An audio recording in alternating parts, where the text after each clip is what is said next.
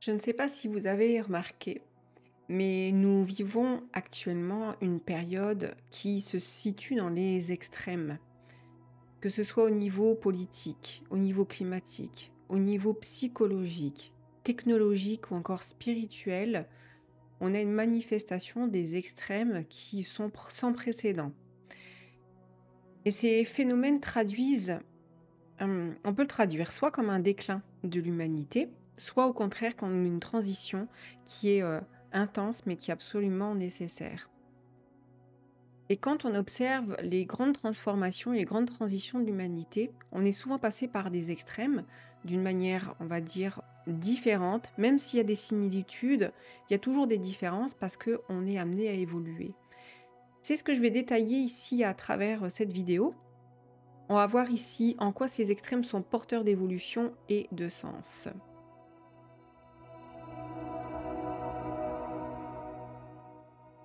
À travers l'évolution climatique, moi je vais plus parler d'évolution climatique que de déclin climatique ou encore de recul climatique.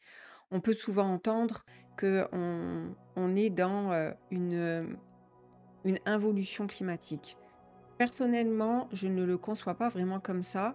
C'est plus des bouleversements effectivement actuels qui sont marqués par des records de température, par des événements extrêmes où on peut avoir une perte de biodiversité et ça peut être interprété comme une conséquence des activités humaines, mais également une manifestation d'un cycle naturel de la Terre. Et ça, c'est à considérer. D'ailleurs, il y a des théories scientifiques et spirituelles qui convergent parfois pour affirmer que la planète suit des phases d'évolution naturelle qui dépassent l'action humaine. C'est vraiment des questions à se poser et à déposer, peut-être pour revoir aussi notre responsabilité, mais aussi notre culpabilité qui peut être assez grande vis-à-vis de nos actions. C'est Ça a été le cas dans des périodes glaciaires où il y a eu des grands bouleversements, aussi, préhistoriques, où la Terre, a évolué, a fait évoluer son climat et a créé une nouvelle biodiversité. C'est à prendre en compte parce que du coup, ça change un petit peu la perception que l'on peut avoir au niveau de la culpabilité de l'être humain à être le seul et unique, responsable du déclin du climat. Parce que, il y a un côté qui peut être assez prétentieux, mais on peut voir aussi que la Terre est en train d'évoluer, de faire évoluer son climat et aussi sa biodiversité. On va vers un changement, clairement, climatique, où la Terre est en train aussi de faire évoluer sa propre biosphère.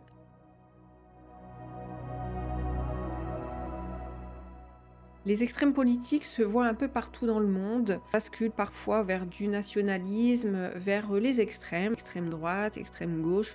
Et ces extrêmes politiques, ils traduisent souvent ce que les nations et ce que les individus se doivent de faire évoluer. Parce que c'est pas forcément les politiques qui font évoluer les choses, c'est les nations et c'est les peuples. Parce que c'est justement le reflet de ce que l'humanité se doit de faire évoluer. Si l'on prend pour exemple historique la Révolution, parce qu'en plus on a un petit peu un air comme ça révolutionnaire en ce moment, la Révolution française, où c'est la population qui renverse l'ordre social établi pour redéfinir et pour redessiner un nouvel ordre, un ordre qui est plus social, donc c'est la fin de la monarchie. Et la Révolution française fut précédée, ça c'est très intéressant, par l'entrée des siècles, c'est le siècle des Lumières. C'est-à-dire que c'est un courant de pensée littéraire, philosophique, qui a été mené par Rousseau, Voltaire ou encore Montesquieu. C'est un fonds psychosocial qui vise à diffuser le savoir, la liberté, l'égalité.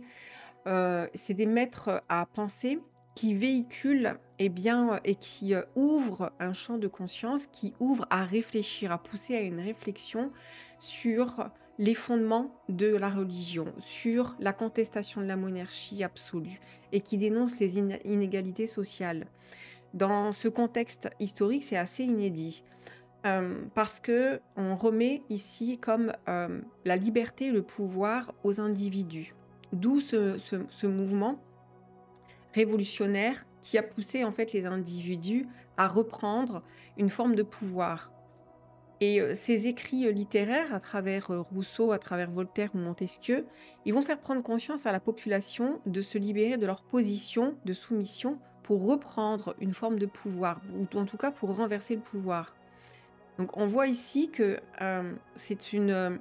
quand on a un courant politique, eh bien parfois c'est pas le courant politique en lui-même qui doit changer, c'est le rapport à ce que nous, en tant qu'individus, nous avons à la politique, nous avons à un courant, nous avons à une idéologie ou à un mouvement sociétal qui nous invite à reposer question, à revoir nos fondements pour qu'on puisse bien renverser, c'est un renversement de notre propre soumission ou de notre propre pouvoir. On pourrait croire que l'histoire se répète, mais c'est sans compter en fait sur l'évolution de l'espèce humaine, parce que l'espèce humaine, elle évolue. C'est-à-dire que on a l'émergence de nouvelles prises de conscience qui passent par des éveilleurs de conscience, à l'instar des Voltaire, des Robespierre, ou encore la Boétie qui a fait un discours sur la servitude volontaire, qui justement mettait en lumière et posait l'assujettissement des masses envers un roi, envers une personne. Donc on y revient bien sûr, mais sous une forme qui peut être à la fois déguisée, mais une forme qui pour moi est perfectionnée. À mon sens, on va vers un perfectionnement, c'est-à-dire qu'on n'est plus dans le même assujettissement, même si on peut avoir des ressemblances, mais on a évolué parce qu'on fait évoluer à chaque fois les mémoires et notre conscience. Justement, quand on a comme ça des répliques, ça veut dire que l'être humain, il est régi par ses mémoires inconscientes. Et ces mémoires inconscientes, elles nous parlent souvent de sentiment de toute impuissance versus le sentiment de toute puissance. Et quand la masse, l'être humain, l'individu, arrive à trop de souffrance, il se voit renverser en fait ses mémoires. Et aujourd'hui, c'est pour les temps à venir, ces forces ici se verront renversées par chaque individu au niveau personnel, par des prises de conscience personnelles, en interne. Parce que quand on renverse un pouvoir, bien sûr qu'on peut le renverser par la force, par ce qui a été fait durant la Révolution française, mais pourquoi il y a eu ce mouvement? Parce que d'abord, c'est passé en interne. Parce que d'abord, ça a été alimenté par des prises de conscience, ça a été alimenté par des personnes, donc c'est une poignée d'hommes, hein. Je veux dire, on peut compter sur les doigts d'une main, il en faut pas beaucoup en fait, des agitateurs de conscience ou des éveilleurs de conscience, pour démontrer et pour ouvrir à renverser, en fait, c'est tout d'abord un pouvoir intérieur, c'est ce qui se manifeste, pour ensuite agir.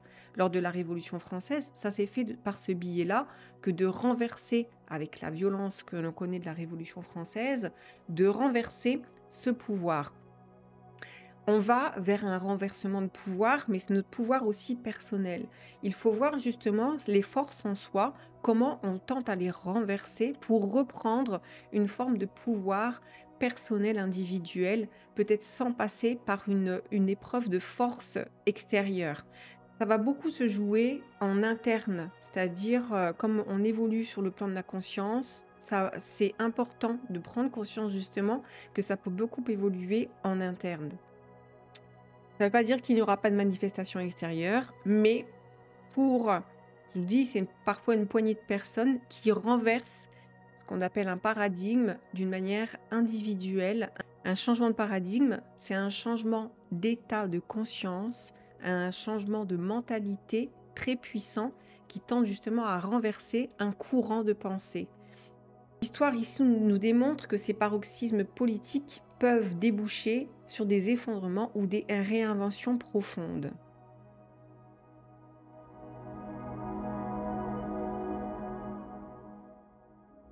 L'hypersensibilité, c'est devenu un terme qui définit de nombreuses personnes. On entend souvent parler des personnes qui sont hypersensibles, qui sont HPE, donc haut potentiel émotionnel, HPI, haut potentiel intellectuel, TDAH, trouble déficitaire de l'attention, TSA, trouble à spectre autistique, ou encore la bipolarité. Donc on a comme ça des nouveaux profils psycho-émotionnels qui traduisent une évolution du psychisme, une évolution de la psyché et une évolution aussi du rapport à notre corps émotionnel et à nos émotions. Ces différents profils psycho-émotionnels sont souvent perçus ou ils se perçoivent comme des inadaptés à la société, car leur réponse au système social, scolaire, professionnel apparaît comme étant en marge et ils n'y s'y sentent pas forcément à leur place.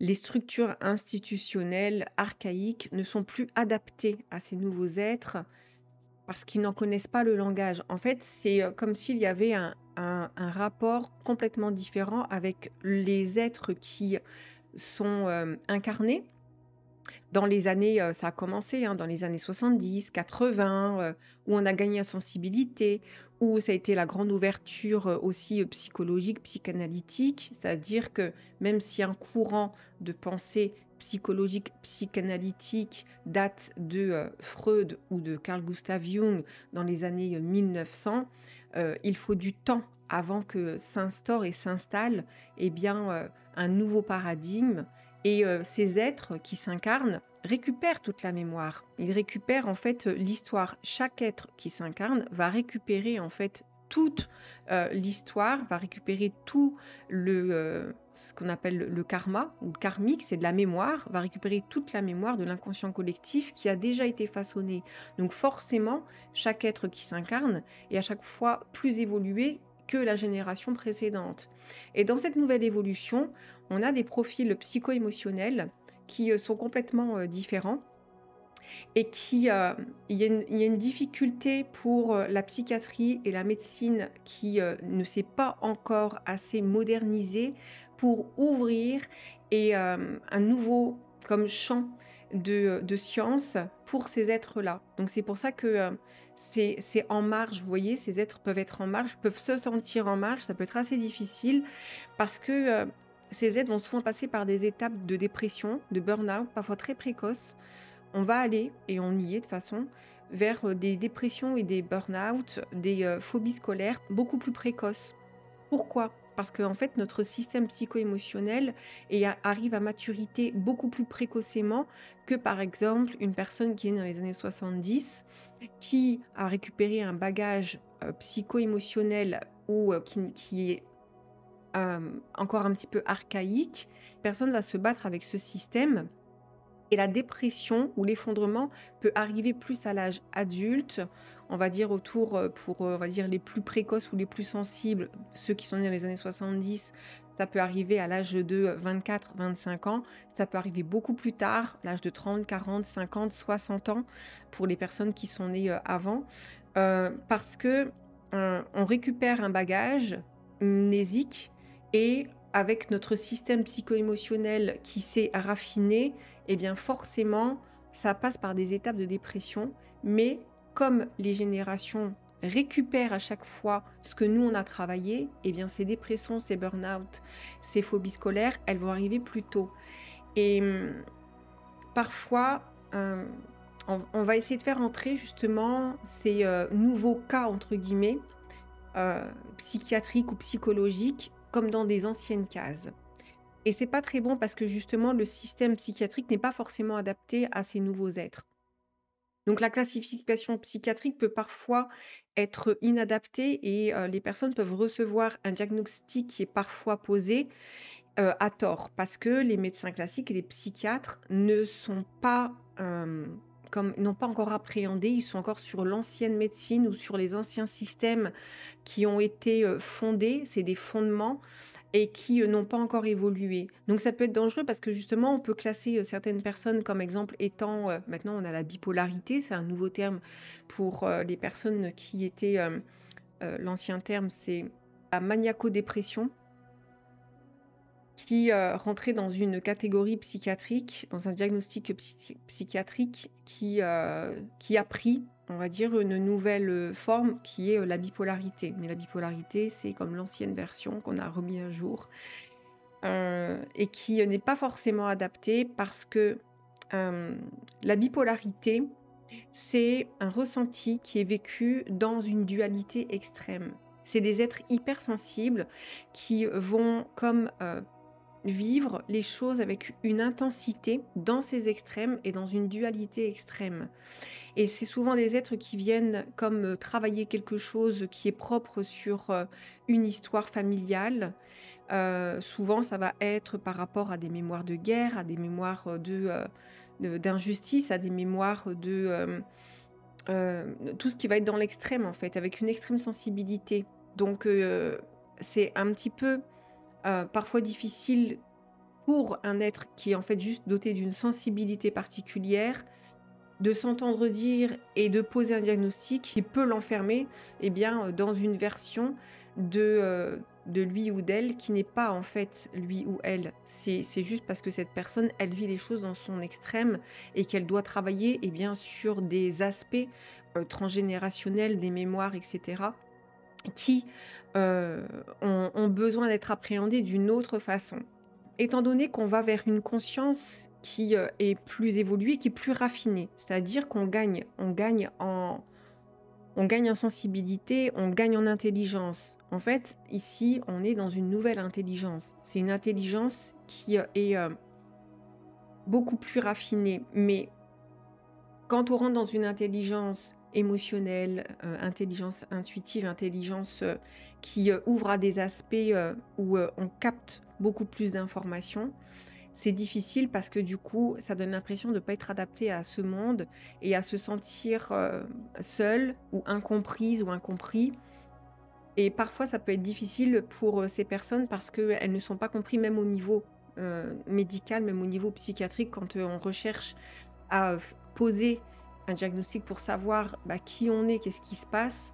Parfois, ça peut être dangereux, ça peut être biaisé parce que, je vous dis, le système archaïque institutionnel n'est pas encore habilité à poser en fait des diagnostics ou en tout cas ou à appréhender ces nouveaux êtres d'une intelligence particulière et sensible pour les entendre d'une autre façon de ce qui a été entendu et de ce qui a été fondé, parce que les fondements psychologiques, psychiatriques doivent évoluer avec les nouveaux êtres qui sont aussi évolués. Donc ces êtres qui traversent des mémoires, parce qu'on est tous amenés à traverser de la mémoire, à partir du moment où on arrive sur Terre, où on s'incarne, on va être engrammé de mémoire, de par nos parents, de par le milieu où on arrive, notre lieu de naissance, notre pays, la culture, la religion, tout est mémoire. Et ces êtres vont devoir traverser ces mémoires, mais avec un système archaïque qui n'est plus en accord et qui a besoin d'évoluer, qui est souvent source de souffrance. Mais vous voyez, dans ces extrêmes, on a un côté qui fait évoluer, parce que ces êtres, et il y aura beaucoup d'êtres et aussi des enfants, qui font évoluer à travers la phobie scolaire, entre autres, qui n'est pas forcément évidente à appréhender parce que il n'y a pas de structure pour des enfants qui sont hypersensibles et qui ne peuvent plus répondre à un système qui est trop rigide et qui est trop enfermant, parce qu'on va vers des ouvertures, et qui vont souffrir, mais qui en même temps, de par leurs difficultés, de par leur crise d'angoisse, de par leur inadaptation au système archaïque, les choses vont devoir se mettre en place d'une autre façon. Donc ça va bouger, ça a toujours bougé, non pas par les institutions qui, elles, sont dans des mémoires où il faut c'est du conservatisme, où il faut conserver les choses, ne pas trop bouger, parce que ça veut dire que si on bouscule, on enlève un petit peu les fondements de ce qui a été établi et construit, mais c'est toujours par l'individu et par le peuple. Donc dans ces extrêmes, ça permet aux êtres aussi de se distinguer et d'ouvrir des voies, d'ouvrir des chemins qui n'étaient pas encore ouverts. 30 secondes pour vous dire que si vous souhaitez une consultation individuelle, vous trouverez mon site internet en barre d'infos, également la référence de mon livre. Si vous souhaitez contribuer et soutenir la chaîne, j'ai laissé aussi mon lien PayPal dans la description de la vidéo. Un petit pouce bleu, et des petits commentaires et du partage, ça fait aussi plaisir.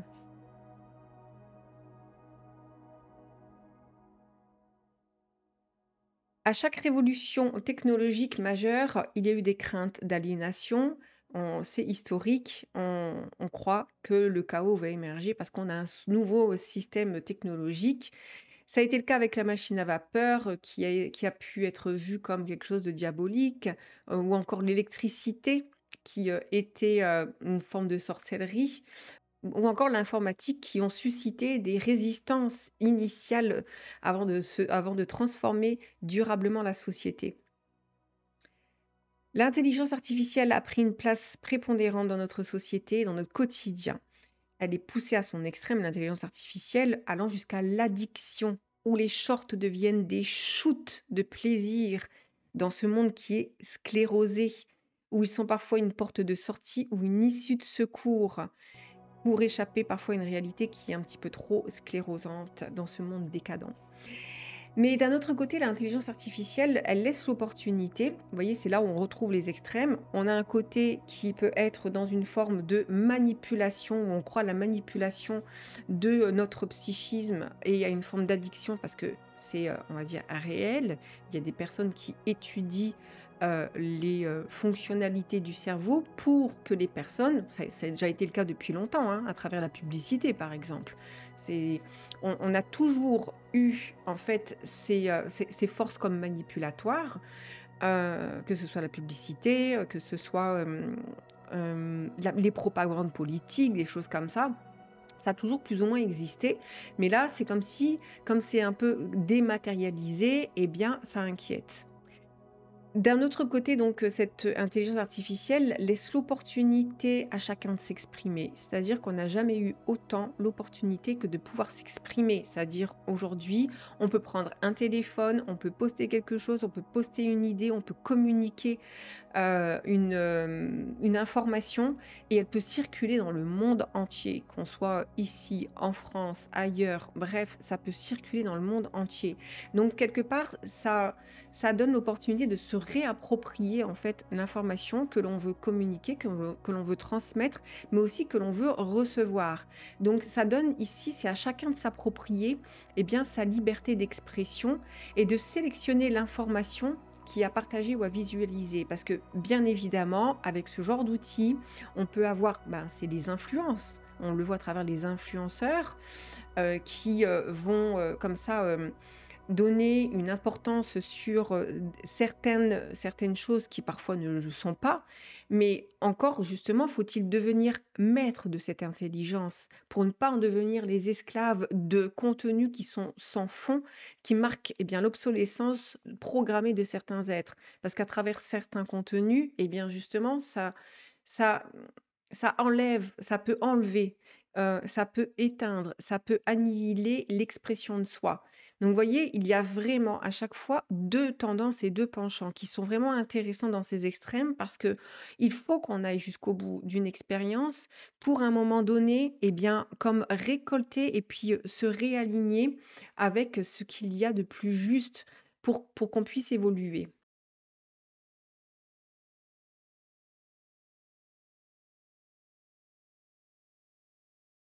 Face à l'incertitude de l'existence, à la souffrance de la vie, de nombreux individus se tournent vers des pratiques spirituelles ou ésotériques. Par exemple, la méditation, en 10 ans, à peu près, en plus de 10 ans, elle a augmenté sa popularité de 3000%. C'est énorme. Le chiffre parle de lui-même. C'est selon le Global Wellness Institute qui a fait une étude. Donc, on voit que en 10 ans, plus de 10 ans à peu près, on a comme ça une recrudescence de la spiritualité, de la reconnexion, une reconnexion à des entités, à une énergie, parce qu'on parle beaucoup d'énergie. Et ces pratiques, elles permettent de se reconnecter, soit à l'essence de la nature, à l'essence d'être, à l'essence de l'homme, à une dimension qui est un peu plus universelle. Parfois, ça peut être aussi pour oublier le tumulte de la vie moderne. Donc très juste, parce que justement, dans ce tumulte, il y a comme du décentrage et un besoin de recentrage. Voyez à quoi vont servir les extrêmes? On a un côté, je me descends complètement dans ce monde de dingue, c'est tellement tumultueux, et en même temps, il y a un besoin fondamental, et bien comme de se reconnecter à soi, dans son être profond. Et puis on a aussi quelque chose, hein, par l'absence de guides religieux, politiques, qui sont unificateurs et qui renvoient l'individu à une recherche de nouveaux cadres. Et donc c'est des cadres spirituels. On retrouve ces cadres et ces courants spirituels dans le New Age, sous la forme de guides de lumière, d'anges, d'archanges, ou les figures spirituelles qui sont remis au goût du jour avec Jésus, ou l'énergie christique avec Marie ou l'énergie mariale, ou encore l'archange Michael, ou l'énergie de la justice divine. On ouvre parfois la voie ici à une quête effrénée de nouvelles philosophies ou de dogmes. Autant on peut avoir une philosophie qui diffère, mais on peut basculer aussi dans le dogme. Ce phénomène n'est pas nouveau, c'est pour ça qu'on a des répliques, mais qui évoluent, parce que ce phénomène a déjà été vécu et vu. Ça rappelle un petit peu le néoplatonisme ou le stoïcisme à la fin de l'Antiquité, qui avait émergé pour répondre aux troubles sociaux et spirituels de l'époque. Donc c'est pas nouveau, mais il y a une évolution, c'est évident.